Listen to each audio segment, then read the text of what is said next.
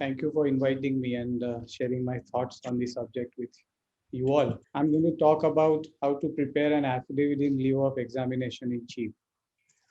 Before I start, just a couple of things. One is that this is a very basic level lecture, and therefore, those of you who have already practiced in the areas of conducting trial may find it a little too basic. Therefore, just warning you in advance. And secondly, this is a lecture which will deal with civil matters. I have no expertise in criminal matters, and therefore, this is whatever I say is restricted to civil matters. With that, let me start with giving you a bit of how things were before the law permitted evidence in chief to be led by way of affidavit. Uh, you all are aware that examination in chief is basically the examination of a party's own witness to prove the party's own case.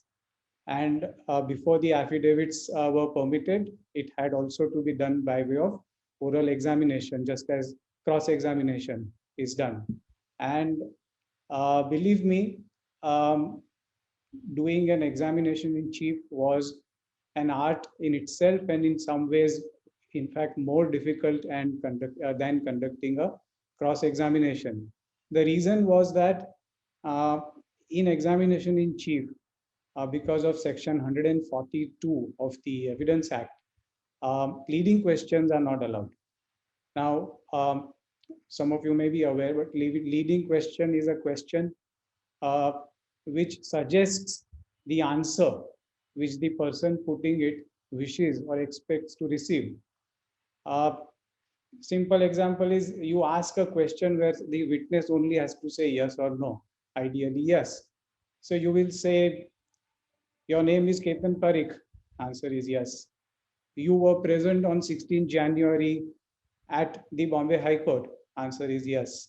And so on and so forth. So your question itself contains the answer. The witness only has to nod his head. That is a leading question. Of course, this is the simplest example. There can be various variants to this. So this is what was not permitted when you conducted an oral examination in chief. And there were very good policy reasons, very sound principles why this was not permitted. The reasons were, very quickly, that an advocate is not supposed to prompt his own witness about what he should speak. Uh, Secondly, if I bring a witness, normally the witness has a tendency or natural or a subconscious bias towards me because I'm bringing him as a witness. He would like me to succeed. And therefore, he's looking for hints about what to say so that he can help me in winning my case. So therefore, if a leading question is asked, his task is easier. He knows that this is what is expected of me, and he just nods his head to the question. And this is not how the court will be able to find out facts. Thirdly, the say I call a witness, I know the witness and I know what all the witness knows. If I can ask leading questions, I will filter out the facts which are to the knowledge of the witness but which are not convenient to me. And I will only ask questions so as to elicit the facts favorable to me. And this is also not something which is aiding in discovering the true facts and doing the justice in the matter.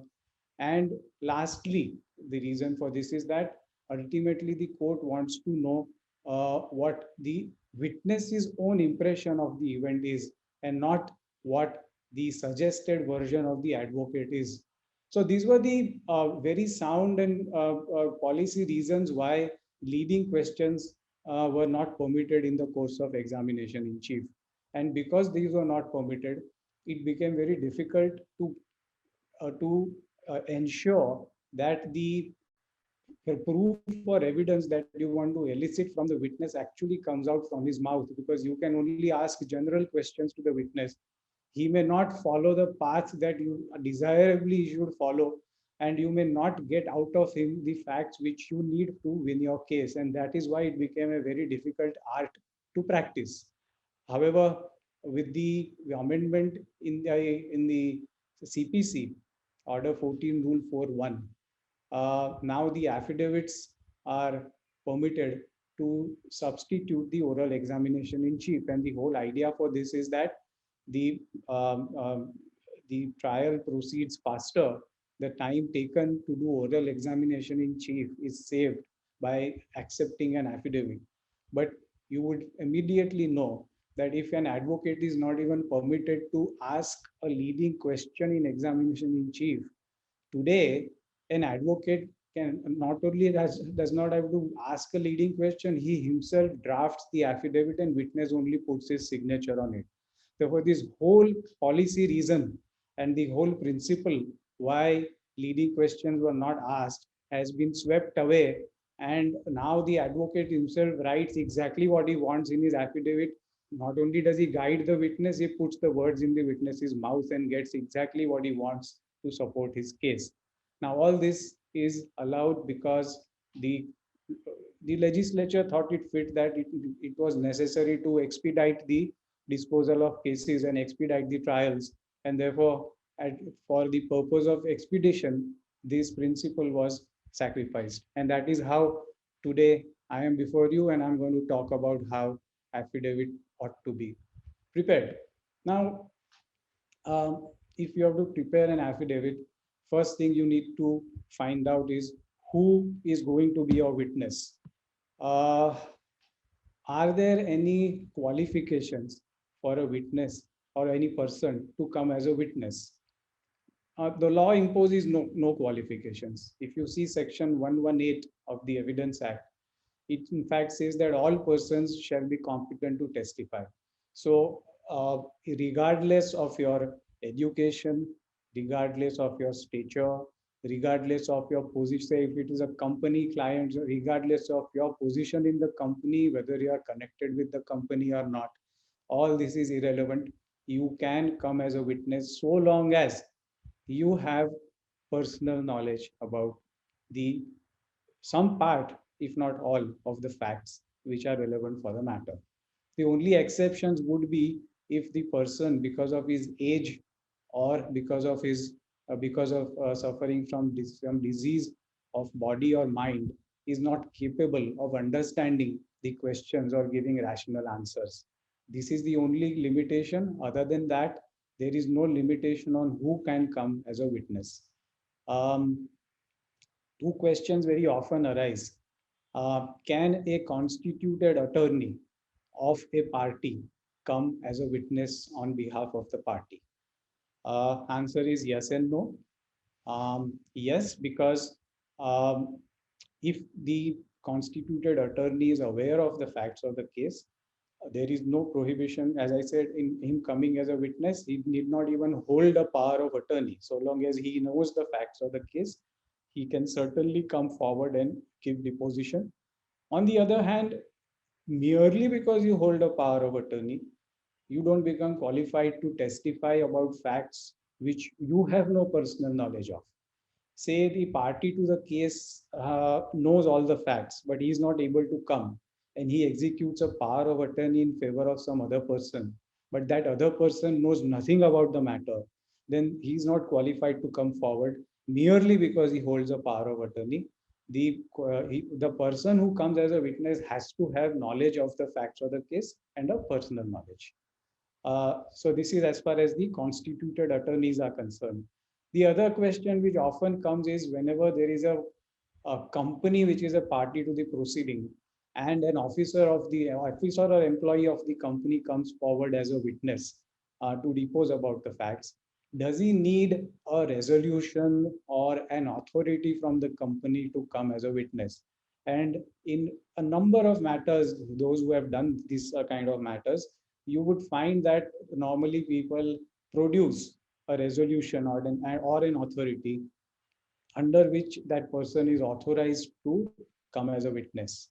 However, in law there is no requirement for such person to produce any authority or resolution. As I said earlier, the only qualification is you should have personal knowledge of some of the facts or all of the facts which are relevant to the matter. And if you have, you can definitely come forward as a witness. You don't need any resolution or authority from the company who has employed you for the purpose of stepping into the witness box.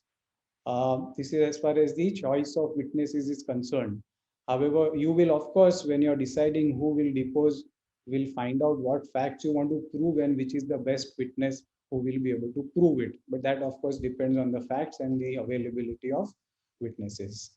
Now, the next question is, what is it? What are the restrictions or limitations on what you can put in the affidavit of a witness? Now, the first and the most important matter, and which I already referred to, is that only those facts of which the witness has personal knowledge can be put into his affidavit. Now, what do we mean by personal knowledge? Personal knowledge is what the law calls as direct evidence. Section 60 of the Evidence Act deals with it. Simply put, if something can be seen, then the one who saw it can come and talk about it, not anybody else. If something can be heard, that the person who heard it can come forward and depose about it. If something can be experienced by any other senses, the one who experienced it has to come forward and depose, and not anybody else. Therefore, it has to be a person who has personal knowledge and not anybody else. So this is something you will have to keep in mind when you choose your witness. Or sometimes you do find that the parties, companies particularly, put forward their legal officers as witnesses because they are attending to the matter, they are available, and they have read up the papers for the matter. However, these legal officers have not dealt with the matter when the actual events took place in the company. Often they are not even in the company at the time when the facts took place. They, by merely reading the files of the company, do not become qualified to depose because they have no personal knowledge of what took place. And therefore they are not qualified. So this is something which has to be kept in mind when you are drafting an affidavit. And the corollary of this is that hearsay evidence is not permitted. Now, hearsay is by itself a topic which can take a very long time. So I'm not going to take a lot of time because I have to talk about several other things as well. However, hearsay is something which, to put it very simply, you have heard somebody say. I hear somebody else saying it is hearsay as far as I'm concerned. For example, my brother comes to me and tells me that he saw a ghost day before yesterday. Now, who saw the ghost? If at all he saw it, it was my brother and not me. I cannot step into the witness box and say there was a ghost day before yesterday because my brother told me so. Because as far as I'm concerned, I had not seen it, and my brother alone can come and depose about it. So that is hearsay. Now, what is the reason for disallowing hearsay evidence? There are two very simple reasons. The person who says, say in this case, my brother who says that he saw the ghost, he did not take an oath before saying so. His statement, therefore, is not on oath. And law only permits evidence to be on oath because the oath lends some credibility to these statements. I said some because even on oath people can lie, but at least there is a belief that if once you take the oath, you will speak the truth. And the more important reason why hearsay evidence is not allowed is that the other party has no opportunity to cross-examine the person who made the statement. If I step into the box and say that there was a ghost seen day before yesterday, if you cross-examine me, I have nothing to say except to say that my brother told me so. The right person to be cross-examined is my brother. Where was he? What did he see? How was it looking? Was he in his right mind, etc., etc.? Now, these questions can only be posed to my brother who doesn't step into the box. And therefore, this fact cannot be deposed by me through my mouth when the other side gets no chance to cross-examine the person who made the statement. So these are the reasons why hearsay evidence is not permitted. Um, Now, one last thing, and this is slightly uh, may require longer time to explain in detail, but I just very quickly touch upon it. Uh, there are two things as far as hearsay is concerned, or as far as a statement made by somebody else to me is concerned. One is the factum of the statement having been made, and the second is the truth of what that statement says. Take this very example: whether my brother told me that he saw a ghost is only a question of whether he told me or not. Now, whether he told me or not, I heard him say. So I can definitely depose and say he did make such a statement. So if it is relevant to find out whether my brother made such a statement, I am qualified to talk about it. But if the question is not what my brother said, but the question is there a ghost? If the truth of the statement of my brother is to be tested, that is whether there is a ghost or not, then for that I am not qualified because I did not see the ghost. So this is the difference between, in some matters, only the fact of the statement having been made becomes important. For example, if somebody comes and tells me that my father is a terrorist and I get provoked and I assault him, when I'm if I'm prosecuted for assault, it is relevant to find out what was told to me or what statement was made to me. So it is definitely, if I heard him say, or if some other witness heard the other person say that my father is a terrorist, then that statement through the witness or through me is relevant. Only the my question is not whether my father is a terrorist. Question is whether somebody told me or somebody made this statement to me which provoked me into assaulting uh, the person. And therefore, the factum of the statement is important. For that, the one who heard can definitely testify because he heard that statement being made. But the truth of that statement, whether my father is a terrorist or not, is not something which I or the other witness can talk about. Only the one who made the statement has to come. So this distinction has to be kept in mind. So this is a brief touch upon hearsay. There can be a long lecture purely on the topic of hearsay, but we shall not take up more time with that. Now, so these are the restrictions you will keep in mind when you are drafting the affidavit. You will make sure that what you are putting in the affidavit is to the personal knowledge of the witness and it is not hearsay. Now, following up on this, the third thing which very often happens, and it happens in most of the matters, is that witnesses come and say that I am giving deposition on the basis of records. Now, what is this? When he says I'm giving testimony on the basis of records, what the witness effectively says is that I have read up the records, I have read up the correspondence, I have read the agreement, I have read the accounts, and having so read and based on my reading, I am giving evidence. Now, how is it different from hearsay? If somebody told me something, I can't prove the correctness of what he said because it will be hearsay in my mouth. Now, instead of telling it to me, suppose he puts it on paper and sends it by way of a letter to me, and I read the letter. Do I become qualified to then talk about the truth of what he said? In my view, no. If you want to rely on a particular record and what is stated in the record, you have to produce the record.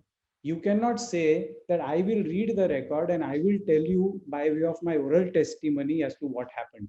Because if I can read the record and tell the court what happened, the court is equally capable of reading the record and finding out for itself and decide for itself what happened. It doesn't need your assistance to read that record and tell the court orally what the record contains. Therefore, my personal view is that a testimony based on records is nothing short of hearsay. The one who wants to rely on the records has to simply produce and prove the records. And then the records will be read by the court and the counsel, and arguments will be made.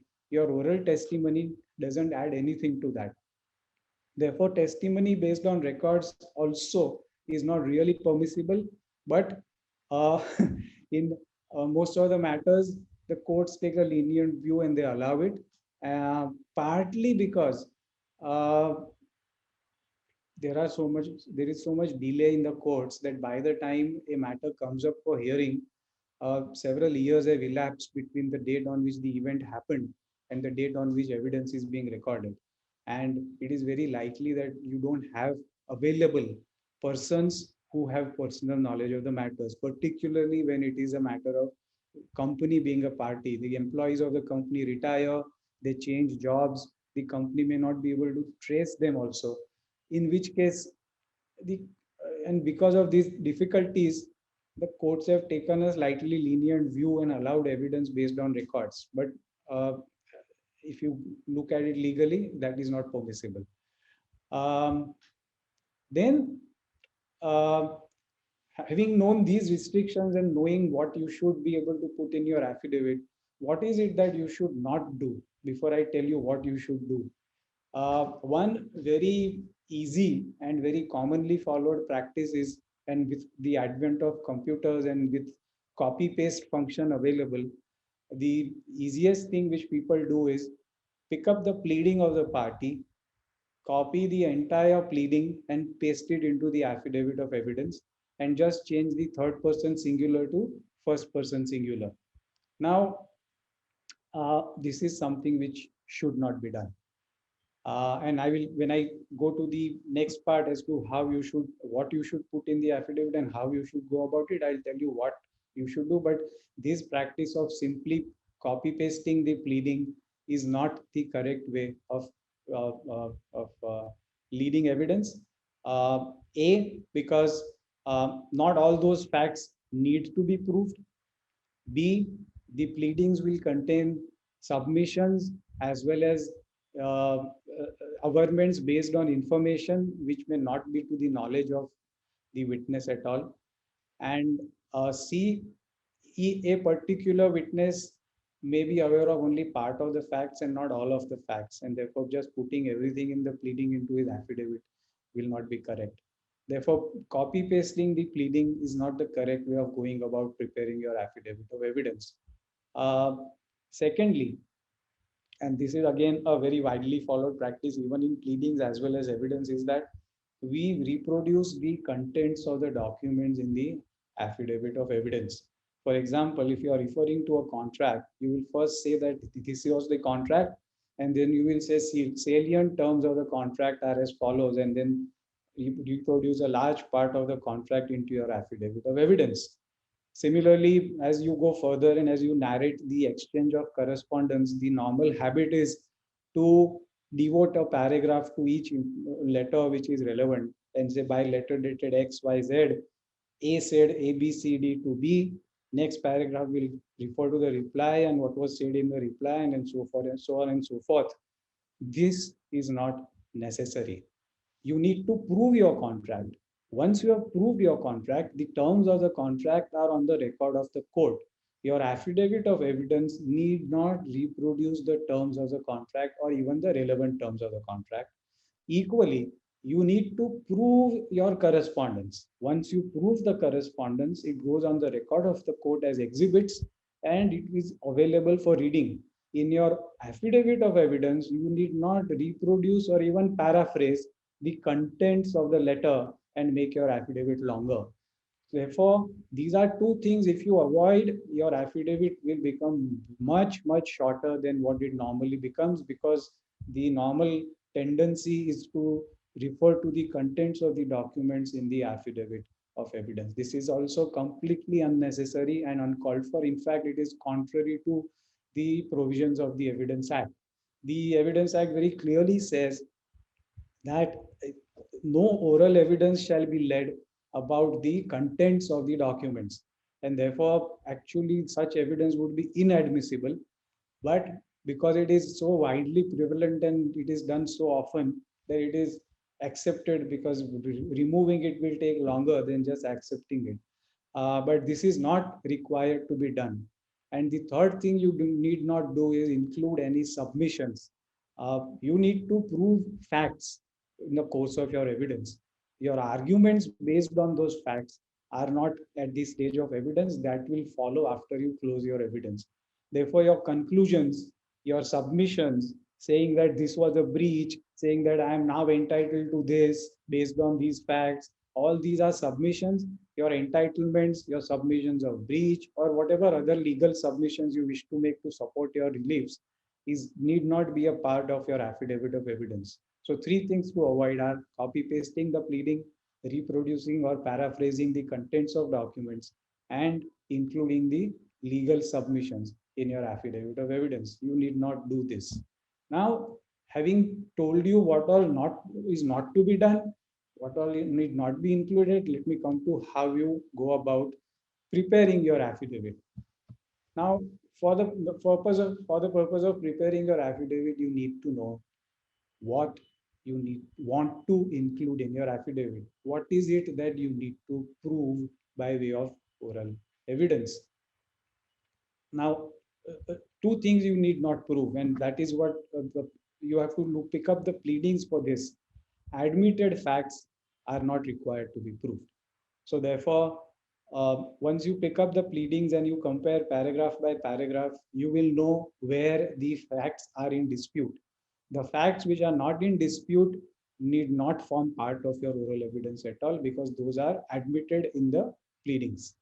And secondly, the facts which the courts take judicial notice of also need not be pleaded. Now, what are the facts of which courts will take judicial notice? I'm not going to elaborate. You can look at sections 56 and 57 of the Evidence Act. Now, for the purpose of deciding what all you need to prove or include in your affidavit, one exercise I would recommend that you should undertake, and which is not often undertaken, is that you should sit down with your pleadings, as I said, and find out from the pleadings what are the issues of fact which arise from the pleadings. And please, here, I caution you, do not go by the issues as framed by the court or any other arbitral tribunal or whatever judicial body you are before, because more often than not, you might have seen, and it is unfortunate, the first um, tendency of the courts or tribunal is to insist that you should not frame too many issues. Let us have a fewer number of issues. As a result, the issues do not really reflect every factual matter in dispute or even every legal point in dispute. They are very broad, general issues which are nowadays framed. And they don't, for example, has defendant committed breach of the contract? Now, if that is the issue frame, you are no wiser because you don't know what breach is alleged, what facts are relating to those breach are admitted, and where is the dispute about that breach. No idea. Therefore, do not go by the issues as framed by the court. You sit down for yourself, take the pleading and read them in detail. One paragraph of the plaint, the corresponding paragraph of the written statement, and call out, first of all, whether there is any material fact in the plaint in that paragraph. Not every fact stated is material to the case. The material fact is that you need, which you need to prove to win the case. All other facts are only peripheral. So material fact and whether it is admitted or denied, and if denied, then denied to what extent. List down all these factual differences that you find in the pleadings. And these are the factual differences in relation to material facts which you need to prove by way of affidavit of evidence. So this is the exercise which will tell you what you need to include in your affidavit of evidence. And then you can divide those factual issues among the witnesses according to their knowledge. There may be one witness who knows the entire matter, then everything will go into one affidavit. But in some bigger matters, there may be different witnesses deposing to different parts of the case. There may be a technical witness to depose to the technical aspects. There may be an accountant to depose to the accounts and financial aspects, and so on and so forth. So this is the exercise which will tell you what has to form the subject matter of your affidavit of evidence. The Now I'll just give you one example to understand what I am trying to say. Say there is a case filed to recover the price of goods sold and delivered. So the plaintiff comes to the court, says, this is my contract. Under the contract, I supplied goods. This is the delivery.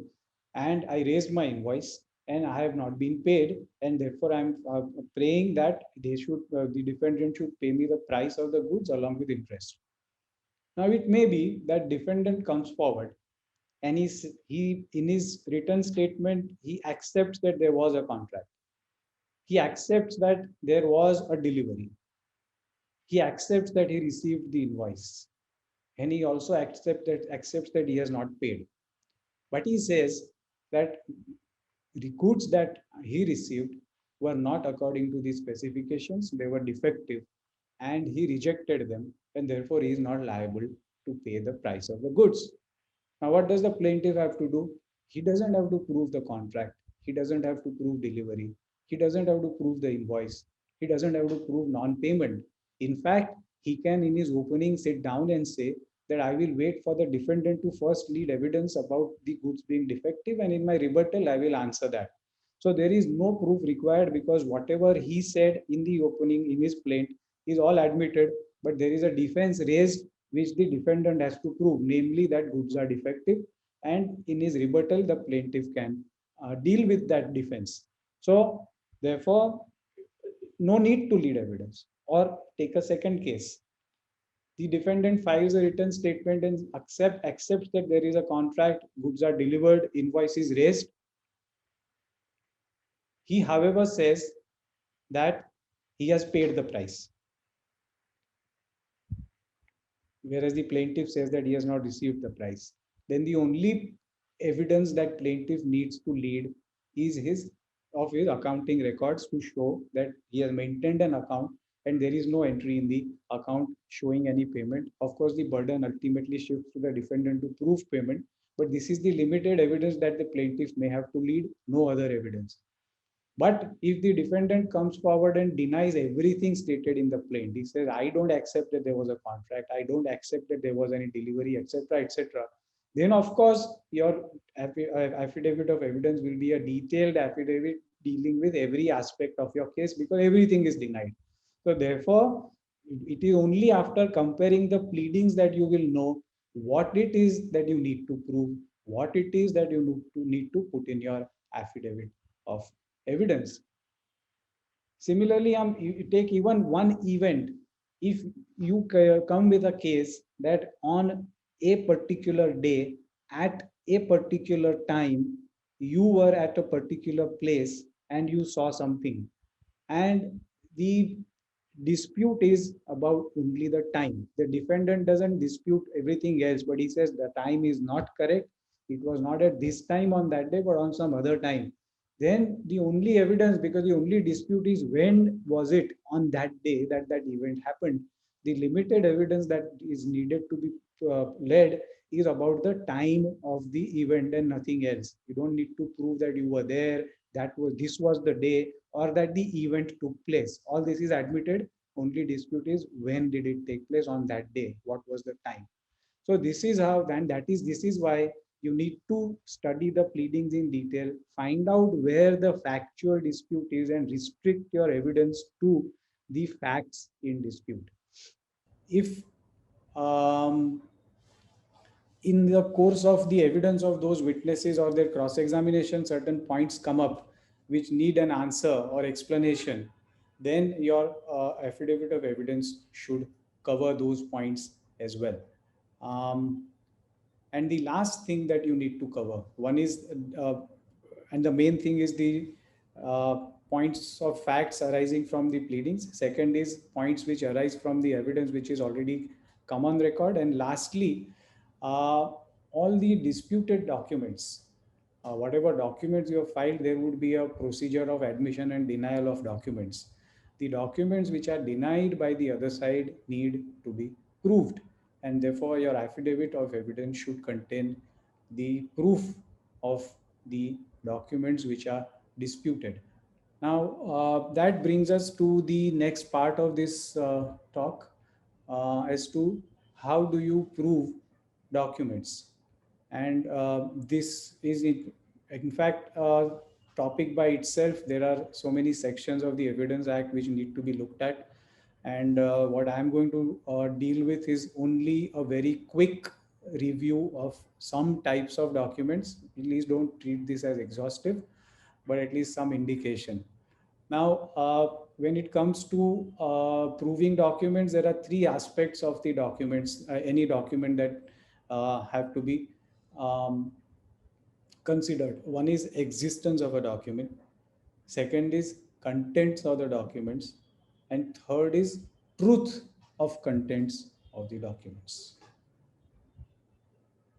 The and these all three have to be proved.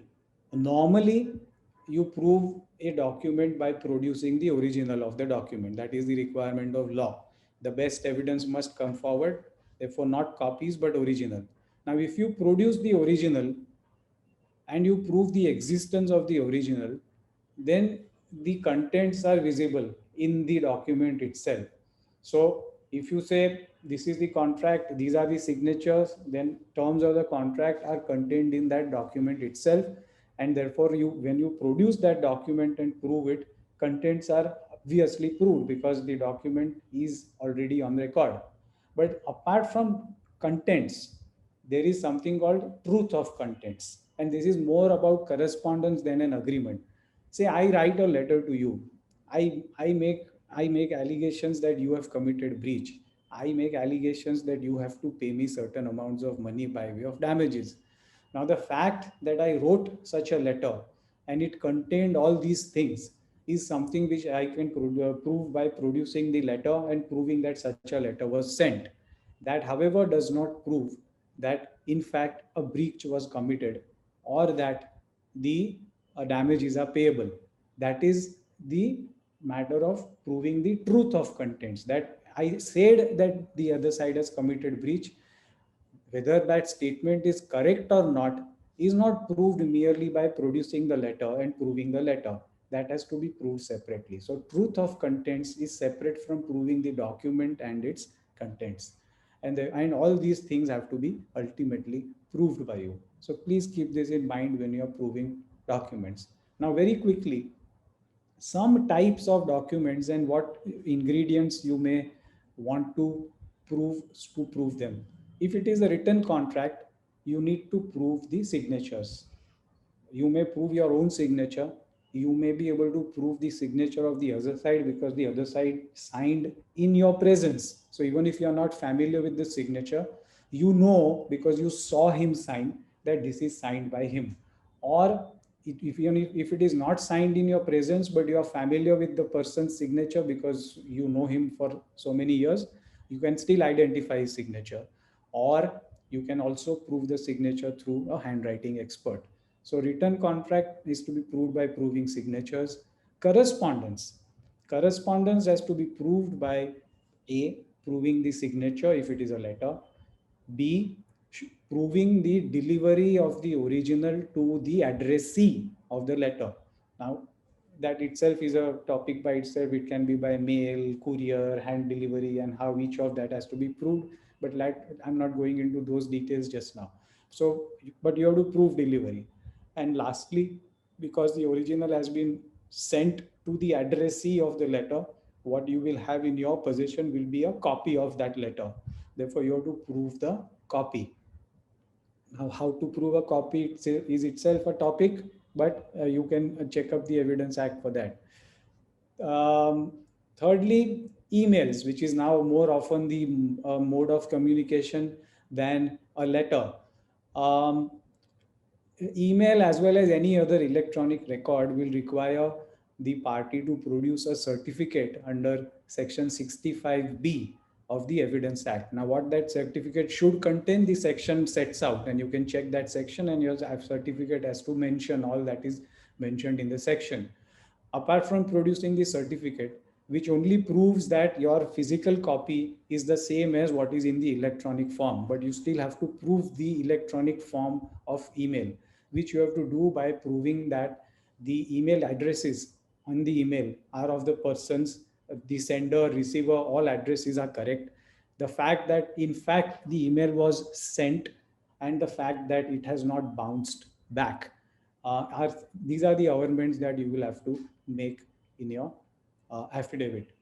If it is accounts, and nowadays, of course, all accounts are electronically maintained. There are no physical books.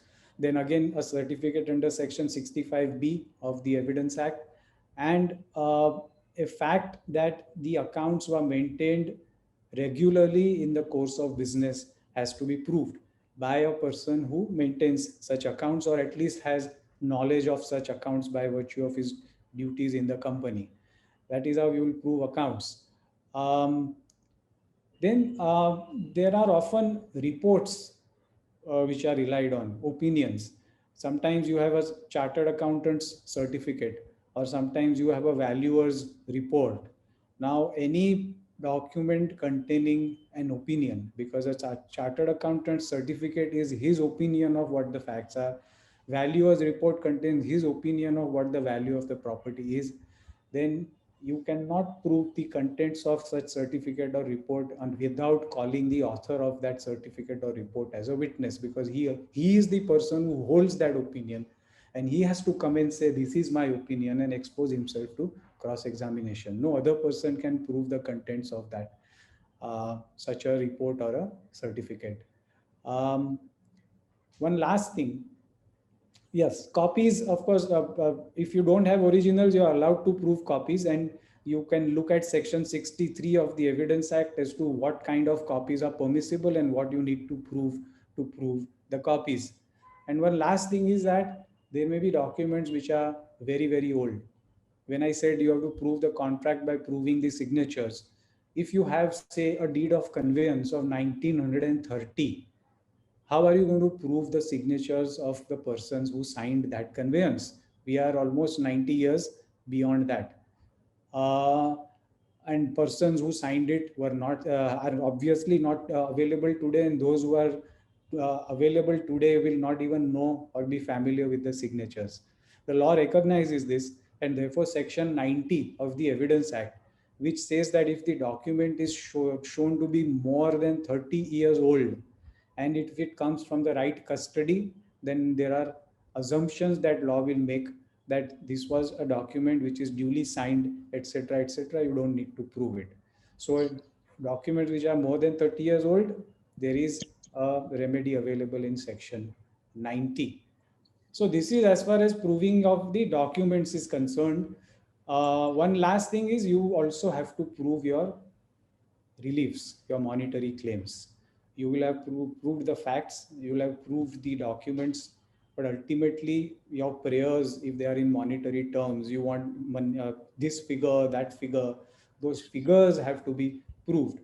And once again, just a very quick overview of different types of claims that you might have. If you have a monetary claim for price of goods, or price of work done, or price of services rendered, then you need to prove the fact that the work was done, or goods were supplied, or services were rendered. You have to prove that this was the price agreed for the goods or services, and invoice if any. And if there is a dispute as to quality, you will have to deal with that dispute as well. This is what you will deal with in order to claim your price. If your claim is for contractual dues other than by way of price, then you'll have to see in the contract what do you need to comply with in order to be entitled to receive that amount which is payable under the contract. Say on a achievement of a particular milestone in the works to be done, you are entitled to a certain amount of money. Or say in a works contract, at the outset you are entitled to certain mobilization advance on furnishing a bank guarantee. So you have to show therefore that a bank guarantee as required by the contract was prepared and furnished, upon which you become entitled to receive the advance, or that the milestone that was in fact achieved and upon which you get the milestone payment. So the event which will entitle you to the money has to be proved as required by the contract. If it is a claim for expenses incurred, which is normally by way of compensation for breach of contract, But if you are saying that I spent some money and I need to be reimbursed those expenses, then you will have to expense maybe again for goods or services. So you will have to show that those goods and services were necessary for you, and they were in fact received as required by you. The invoice raised by the third party on you for supplying such goods and services, the fact that you have paid that invoice by way of showing the proof of payment, either by showing bank statements or accounting records, etc. So you'll have to produce all these. You'll have to produce the work order or purchase order. You'll have to produce the invoice. You'll have to produce your accounting records, and you'll have to produce your bank statements and prove all these documents in order to be able to establish that such expenses were incurred. Then there are large part of the claims are by way of damages for the breach of contract. Now there are some claims for damages which you may need an expert to come and depose about. For example, a claim in the nature of loss of future profits is something which an expert in the industry or in the field can come forward and talk about and say that because of his knowledge of the industry, he can project the profits that might have been earned had the contract been performed. Similarly, some damages claim may require valuation of certain properties or certain shares. Then again, you need services of an expert to prove those the valuation figures. So these are the types of claims where you will have to bring in an expert as a witness and prove those claims. Uh, any other claim for damages is normally based on a certain calculation. And the calculation will have several figures which are to be added or deducted to ultimately arrive at the bottom figure of your claim. In such a case, you'll have to pick up each figure in your particulars and support it by way of evidence, documentary, or if not documentary, in an expert, if not expert, then at least oral evidence. And there, all the figures which go into ultimately arriving at the final figure have to be individually proved so that you can ultimately succeed in proving the amount that you are claiming. Interest, last thing. If the contract provides for interest and the rate of interest, that's the easiest case. You have to only rely on that. But if you don't have a contractual term for interest, then for the period prior to the filing of the suit, your entitlement to interest can only be based on a statute or on a trade practice. Now, trade practice normally is very difficult to prove, but statute is normally, you will find that Negotiable Instruments Act has a section for payment of interest. There is an Interest Act which provides for interest on certain amounts which are due and payable. Sale of Goods Act, I think, doesn't provide for rate of interest, but it has a provision for interest. So you'll have to rely on a statute for the rate of interest. Now again, say Interest Act or Sale of Goods Act entitles you to interest but doesn't mention the rate. Then Interest Act refers to certain rate which is charged by the banks. You may have to prove the rates which is charged by the bank in order to be able to establish what rate of interest you are entitled to. So these are the things you will have to keep in mind and include in your affidavit to prove your monetary claims. So thank you very much, and thank you for listening to me.